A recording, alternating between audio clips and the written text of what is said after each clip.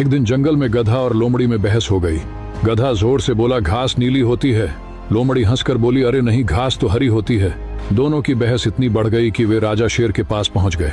गधा बोला, महाराज, ये लोमड़ी मेरी बात नहीं मानती।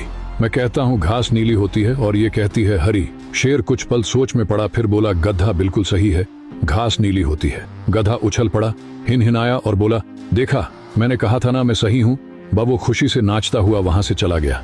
थोड़ी देर बाद गधा वापस आया और बोला, महाराज, मैंने केस जीत लिया। अब इस लोमड़ी को सजा दीजिए, इसने मेरा वक्त जाया किया है। शेर ने कहा, तू सही कहता है गधे, लोमड़ी को सजा मिलनी चाहिए। फिर शेर ने लोमड़ी की ओर देखा और बोला, लोमड़ी, अगले 3 दिन तक तू चुप रहेगी, यही तेरी सजा है। लोमड़ी ने सिर झुका लिया, कुछ नहीं बोली, बस शांत खड़ी रही। गधा फिर हिनहिनाता हुआ चला गया, जैसे कोई बड़ी जीत हासिल कर ली हो।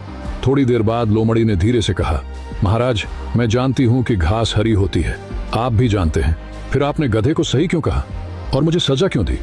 शेर मुस्कुराया और बोला, लोमड़ी, सजा घास के रंग की नहीं थी, सजा इस बात की थी कि तूने गधे से बहस की। कभी भी ऐसे लोगों से बहस मत करना जो सच नहीं, बस जीतना चाहते हैं। लोमड़ी ने सिर झुकाकर कहा, आप सही कहते हैं महाराज, अब मैं समझ गई, हर जवाब जुबान से नहीं, कभी कभी चुप रहकर भी दिया जा सकता है।